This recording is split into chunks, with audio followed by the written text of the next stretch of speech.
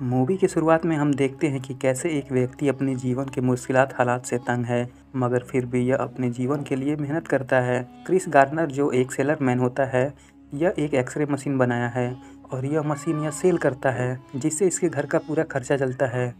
इसे महीने में एक मशीन बेचना ही होता है ताकि यह अपने परिवार को खाना खिला सके और घर का रेंट दे सके। क्रिस अपने जीवन की पूरी कमाई इस एक्सरे मशीन बनाने में लगा दिया है। यह अपना मशीन लेकर अपने शहर के हर हॉस्पिटल में ले जाता है ताकि मशीन को बेच सके, और जब इसका मशीन एक भी नहीं बिकता तो इसके परिवार की ज़िंदगी बहुत बुरे में बीतती है। यह अपना मशीन लेकर हॉस्पिटल ले जाता है पर इसका मशीन बिकना बहुत ही मुश्किल हो जाता है, जिसकी वजह से इसकी कंडीशन बहुत ही ज़्यादा ख़राब हो जाती है। यह अपने बेटे क्रिस्टोफर और अपने पत्नी लिंडा के साथ किराए के घर में रहता है। इसे क्रिस्टोफर की फीस, घर का किराया और राशन जैसे कई खर्चों का सामना करना पड़ता है। यह मशीन बेच नहीं पाता, जिससे इसके परिवार में अब बुरे हालात शुरू हो जाते हैं। सारी जिम्मेदारी इसकी पत्नी लिंडा पे आ जाती है। लिंडा पैसों के लिए डबल शिफ्ट कर रही होती है, जिसकी वजह से इन दोनों में दूरी बढ़ने लगती है। एक दिन क्रिस मशीन बेचने जा रहा होता है। रास्ते में एक इसे लग्जरी गाड़ी दिखती है। इसमें से एक अमीर व्यक्ति उतरता है। क्रिस इस अमीर आदमी से पूछता है कि तुम करते क्या हो कि तुम्हारे पास इतनी महंगी गाड़ी है। तब यह अमीर आदमी बताता है कि मैं एक स्टॉक ब्रोकर हूँ। तब क्रिस इससे पूछता है कि इस काम के लिए तो ज़्यादा पढ़ा लिखा होना ज़रूरी होगा। यह बात सुनकर यह आदमी कहता है कि नहीं, इस काम के लिए ज़्यादा मेहनत और ज़्यादा दिमाग होना चाहिए। क्रिस यहाँ देखता है कि इसके आजू बाजू के लोग कितने खुश हैं और यह सोचता है कि मेरी ज़िंदगी में इतनी खुशी कब आएगी। अगले दिन क्रिस अपनी पत्नी को कहता है कि आज मैं घर लेट आऊँगा क्योंकि मैंने भी स्टॉक ब्रोकर बनने के लिए अप्लाई किया है। अब क्रिस को यहाँ सवेरे स्टॉक ब्रोकर के ऑफिस में जाना होता है, पर इसके हाथ में इसका मशीन था। यह अपना मशीन ऑफिस में नहीं ले जाना चाहता। इस वजह से यह अपना मशीन बाहर गाना गाकर पैसे मांगने वाली एक लेडीज़ के पास छोड़ देता है और ऑफिस में जाकर जॉब के लिए अप्लाई करता है। और जब क्रिस बिल्डिंग से बाहर देखता है तो इसका मशीन लेकर वो लेडी भाग रही होती है। क्रिस यहाँ ऑफिस से एप्लीकेशन फॉर्म लेकर उस लेडी के पीछे भागने लगता है, पर वह लेडीज इसके मशीन को लेकर ट्रेन में बैठकर यहाँ से भाग जाती है क्योंकि इसने एक तो अपना मशीन नहीं बेचा और इसका मशीन भी यहाँ गुम हो जाता है। और इसने अपनी पत्नी को कहा था कि यह आज किसी भी हालात में इस मशीन को बेच देगा। अब क्रिस जॉब के लिए एप्लीकेशन फॉर्म फिल करता है और ऑफिस जाकर सबमिट कर देता है। अब क्रिस जैसे ही बिल्डिंग के बाहर आता है, वैसे ही इसे वह महिला दिखती है जो इसके मशीन को लेकर भाग गई थी। यह उसका पीछा करने लगता है और अंत में लेडी से अपना मशीन ले लेता है। अगर गलती से भी इसका एक मशीन गुम हो जाता है तो समझो इसकी पूरी महीने की कमाई चली गई। अब एक महीने बाद क्रिस फिर से स्टॉक ऑफिस आता है। यह यहाँ ऑफिस के डीएम से बताता है कि मैंने एक महीने पहले जॉब के लिए अप्लाई किया था, पर डीएम क्रिस को कहता है कि मुझे अभी किसी काम के लिए जाना है तो यह बात बाद में करेंगे। पर क्रिस यहाँ कहता है कि जहाँ आप जा रहे हो मुझे उसी रास्ते जाना है, तो क्यों ना हम साथ में ही चलें और थोड़ी बातें भी कर लेंगे। अब डीएम और क्रिस टैक्सी में बैठ जाते हैं। यहाँ क्रिस अपने पर्सनैलिटी और अपने स्किल के बारे में डीएम को बताता है। यह स्टॉक ब्रोकर जॉब के लिए तैयार है, पर यह आदमी तो क्यूब पजल सॉल्व करने में लगा था। क्रिस कहता है कि मैं इस पजल को सॉल्व कर सकता हूँ। तब यह आदमी कहता है कि नहीं, इसे कोई भी सॉल्व नहीं कर सकता। इस बात पर क्रिस क्यूब लेता है और थोड़ी देर में पजल सॉल्व कर देता है। यह देखकर यह आदमी क्रिस पर बहुत खुश होता है, पर डीएम का डिस्टेंस अब आ चुका था तो डीएम अब यहाँ से चला जाता है। अब टैक्सी का किराया भी क्रिस को ही देना पड़ेगा, पर क्रिस के पास $20 नहीं होते और यह $20 किराया नहीं दे सकता। इसलिए यह अपना मशीन लेकर टैक्सी का किराया दिए बगैर यहाँ से भाग जाता है और ट्रेन पकड़ लेता है। पर समय पर ही ट्रेन का दरवाज़ा बंद हो जाता है और इसका मशीन ट्रेन से बाहर ही छूट जाता है। अब क्रिस लिंडा को फ़ोन करके कहता है कि मुझे घर पहुंचने में देर हो जाएगी। क्रिस अपने परिवार के लिए कुछ कर नहीं पा रहा था, तो लिंडा परेशान होकर क्रिस को अकेले छोड़कर अपने बेटे को लेकर क्रिस के घर से चली जाती है। अब क्रिस घर आता है तो देखता है कि इसके घर में ना इसकी बीवी है ना इसका बच्चा। अब क्रिस सवेरे अपने वाइफ से मिलने आता है तो इसकी वाइफ इसे कहती है कि मैं तुम्हारे साथ खुश नहीं हूँ, इसलिए मैं अब अकेले रहूँगी। मगर क्रिस लिंडा को कहता है कि ठीक है, जब तुम मेरी मजबूरी समझ नहीं सकती तो ठीक है, पर मेरा बेटा मेरे साथ ही रहेगा। अब क्रिस अपने बेटे को अपने घर ले आता है। अब यहाँ इस घर का मालिक आता है और क्रिस से घर का किराया मांगता है, पर क्रिस को कुछ दिन की मोहलत चाहिए। यह सुनकर घर का मालिक क्रिस को कहता है कि ठीक है, केवल 1 हफ्तों के लिए मैं तुम्हें मोहलत दे रहा हूँ, बदले में तुम मेरे घर का पेंट करोगे। क्रिस अब पूरे घर को पेंट करने लगता है कि तभी इसके घर के बाहर पुलिस आ जाती है।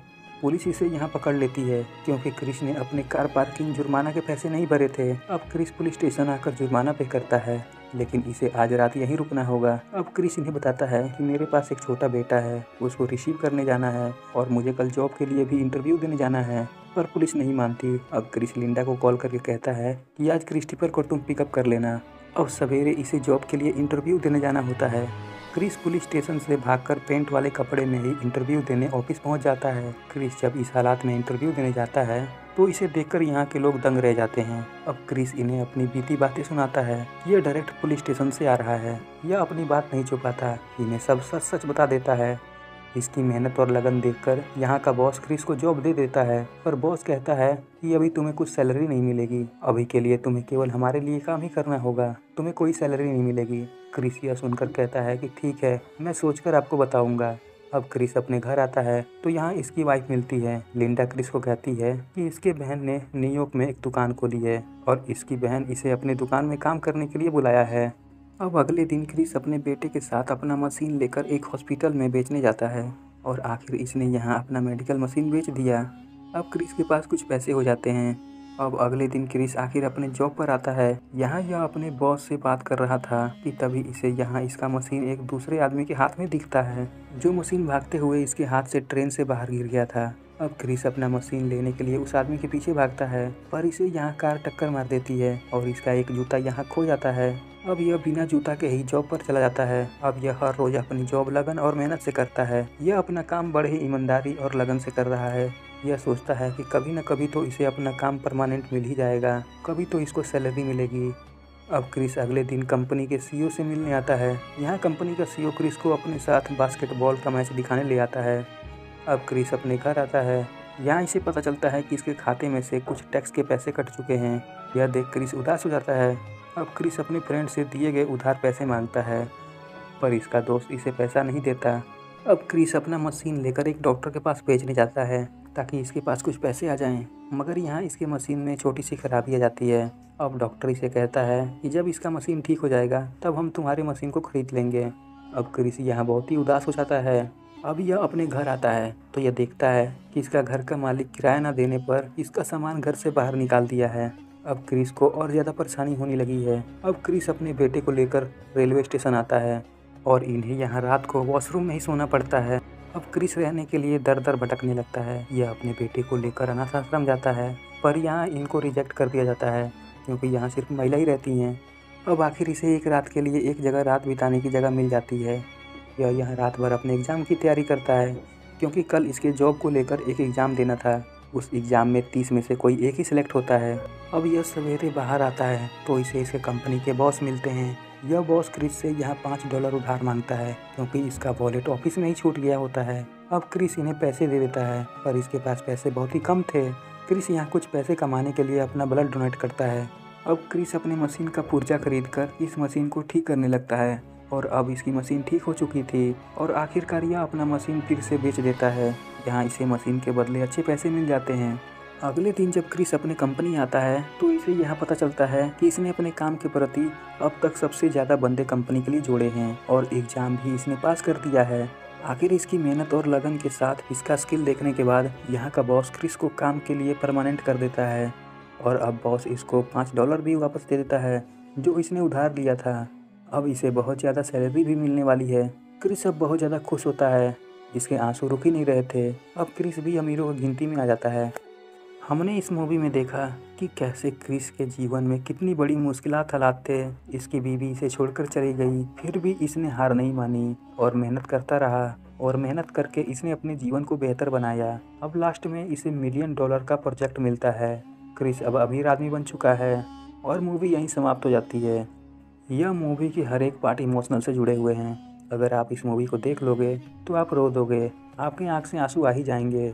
और अब तक आपने चैनल को सब्सक्राइब नहीं किया है तो कृपया करके चैनल को सब्सक्राइब करें। और आप वीडियो तो देख लेते हैं लेकिन वीडियो को लाइक नहीं करते हैं, तो ऐसा ना करें, वीडियो को लाइक ज़रूर करें। धन्यवाद।